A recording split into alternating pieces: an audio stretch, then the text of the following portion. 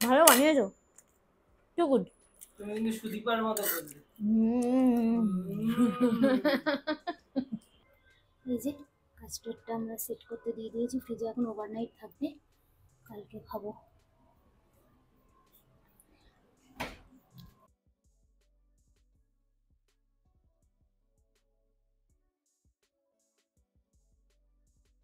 Good morning everyone, welcome back to our channel.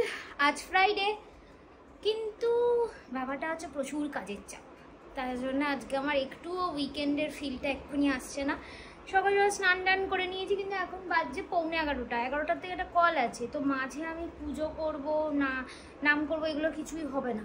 তো সেই জন্য আমি আগে কলটা নিয়ে নেব, তারপরে ধীরে সুস্থে পুজোটা করব, কারণ 8 ঘন্টার কল, তারপরে ব্যাক টু ব্যাক কল আছে, কিন্তু মাঝে গ্যাপ আছে, তো সেই গ্যাপটায় কাজ করে নেব ঠিক করেছি। তা এখনও ব্রেকফাস্ট হয়নি, আজকে তাড়াহুড়োতে কিছু একটা ব্রেকফাস্ট করতে হবে, কারণ ব্রেকফাস্টটা বানিয়ে নিয়েই বসে পড়বো কলটা নিতে। ভাবছি মশালা ওটস বানাই, কারণ মশালা ওটসটা খেতে ভালো লাগে, তাড়াতাড়িও হয়ে যায়, নির্ঝঞ্ঝাট।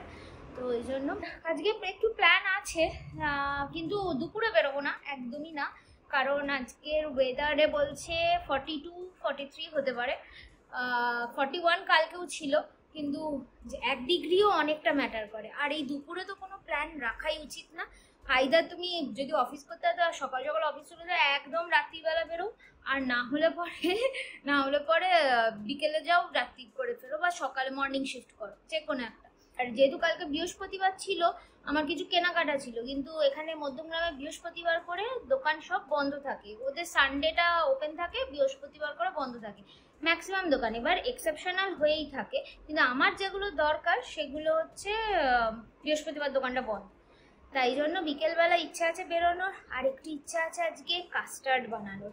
তো কাস্টার্ডের জন্য দুধগুলো সব রেডি করে রাখতে হবে, আর কাস্টার্ডটা তো বসতেও 4-5 ঘন্টা টাইম লাগে, তো যদি কাজের যা চাপ, তাতে মনে হচ্ছে না দিনের বেলাতে টাইম পাবো, করতে করতে সন্ধে সারা রাত্রিরই হবে, তো সারা রাত বসাবো, কাল স্যাটারডে আছে, কালকে জমিয়ে খাবো একদম।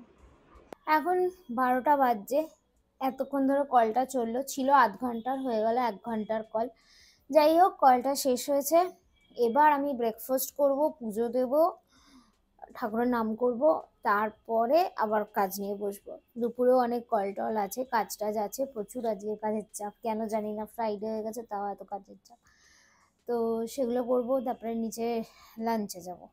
বিকেল এখন 5টা মতন হচ্ছে, আমি এই গাছগুলো একটু জল দেব, আর দুপুরবেলায় যাই ছিল কাস্টার্ডটা বানাবো, যে তার জিনিসপত্র কিছু কিনতে হবে, সেই জিনিসগুলো কিনতে যাব। তারপর টিফিনটাও ভাবছি একটু বাইরে থেকে কিছু কিনে, আজ বিকেলবেলা কি খাবো, বিকেলবেলা খিদে পাচ্ছে।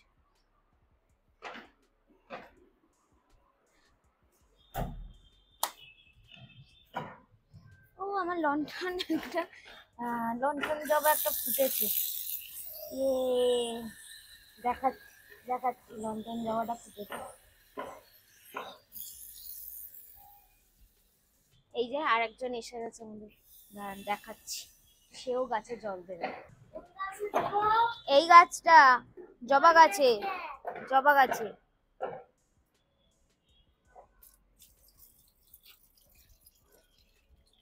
একটু পাতাগুলোতে দিয়ে দে।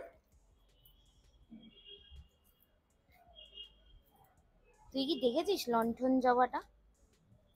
না, ওইদিকে, ওই দেখ, ওই গেছে, হ্যাঁ ফুটে গেছে, আর দিতে হবে না, এবার গোড়ায় দিয়ে দে, মানে গোড়াটায় দিয়ে দে, ব্যাস, ওই সাইডে, হ্যাঁ হয়েছে। আর ওই দেখ, কোথায় জবা ফুল, এই তো লণ্ঠন যেরকম ঝোলে না ওরকম, তুলিস না, থাক, এটা জবা ফুল, ইয়েস।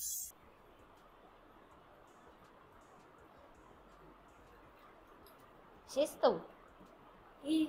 তো, তো এই বেরোলাম, এখন যাচ্ছি দুধটা নিতে, যদিও বাড়িতে দিয়ে যায় হচ্ছে গরুর দুধ, কিন্তু প্যাকেট দুধেই করবো ভাবছি, গরুর দুধটা আরো বেশি ফ্যাট হয় না, তো সেই জন্য দুধটা নেব।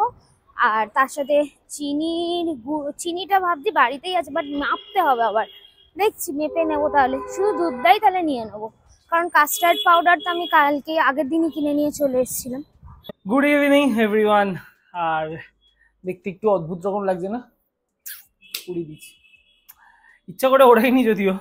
কালকে রাত্রিবেলা প্রচন্ড এইসব জায়গা অস্বস্তি হচ্ছিল, মানে একটু গরমের জন্য চুলকাচ্ছিল দাড়ির মধ্যে। তো ভাবলাম একটু দাড়িটাকে ট্রিম করি, স্পেসিফিক্যালি গোপটা ট্রিম করতে গেছিলাম। এবার ওই আড্ডা মারতে বেরোবো, তাড়াহুড়োয় 2-এর বদলে ট্রিমারে 1 নম্বরটা লাগিয়ে মেরে দিয়েছি। আর যেই মেরেছি, মানে একটু হওয়ার পরেই বুঝতে পেরেছি, এবং যখনই বুঝলাম তখনই বললো এই রে গেল। কারণ এই দাড়ির সাথে গোবের ওই সমতাটা আর থাকছে না, ওরম তো আর রাখা যায় না। এবার ওই সেম ব্যালেন্স করতে গিয়ে দাড়িটাও করতে গেলাম, সেটাও হিসাব মিললো না। তারপর আর ওই জটিলতায় গেলাম না, পুরো সময় পুড়িয়ে দিয়েছি। আপনাকে দিয়ে আবার গজিয়ে যাবে, সেটা নিয়ে সমস্যা নেই। কিন্তু অনেকদিন ধরে এই দাড়িটা রাখছিলাম তো, এই মুখের একটু মানে লুকের ব্যালেন্সটা একটু গন্ডগোল হয়ে গেছে। আর সারাদিন ধরে প্রচুর চাপ চলছে আজকে, তাই জন্য মুখ দেখাতেও পারিনি সকাল থেকে। আবার কাজে বসবো, একটু তাড়াতাড়ি র্যাপ করার চেষ্টা করছি। কেকেআরের আজকে খেলাটা রয়েছে, জানি না দেখতে পারবো কিনা। আবার সুপর্ণাও বেরোবে, ওর সাথেও বেরোতে পারবো কিনা জানি না। তবে এই শুক্রবার দিন কাজটা এসে আটকে গেলেই বিরক্তিকর লাগে। দেখি তাড়াতাড়ি শেষ করি।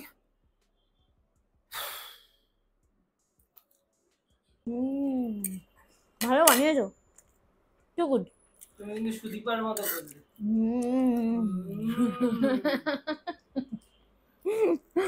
না ভালো হয়েছে, তবে আমি তো এরকম সস দেওয়া চাউমিন মানে টিফিন চাউমিনে ভাবি না, কিন্তু ভালো হয়েছে, দারুণ হয়েছে।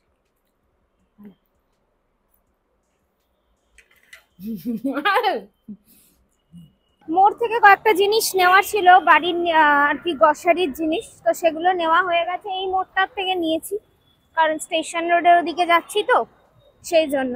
তারপরে এখন কিছু কসমেটিক্সের জিনিস নেওয়ার আছে আমার, ক্রিম টিম, তো সেগুলো নেব। তাই পল্টু কাকুর দোকান যাচ্ছি। চৈত্র সেলে যা ভিড় পেয়েছিলাম, তারপর এখন রাস্তাগুলো দেখলে না, এই মা এখানে কি সুন্দর একটা দোকান হয়েছে, আসতে হবে।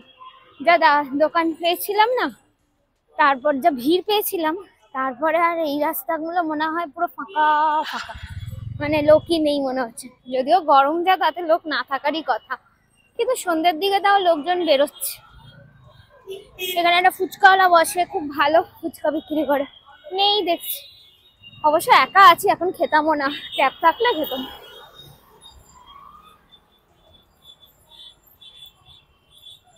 ফাঁকাই আছে।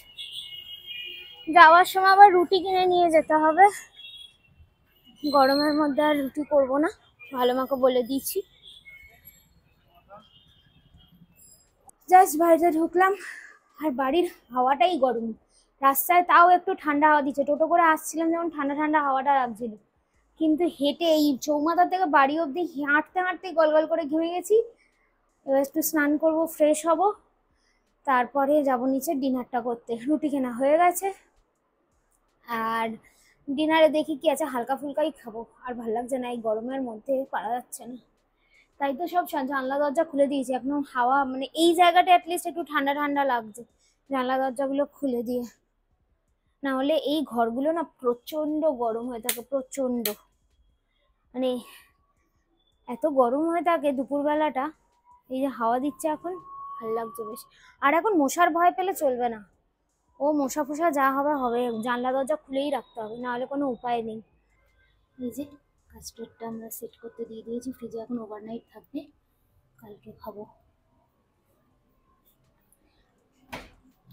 বেরোলাম একটু হাঁটার জন্য, সারা দিন অলমোস্ট আজকে বাড়িতে, আর ভালো লাগছিল না। প্লাস এই সাংঘাতিক একটা বুক ক্রিকেট ম্যাচ দেখলাম, কলকাতার পাঞ্জাবের।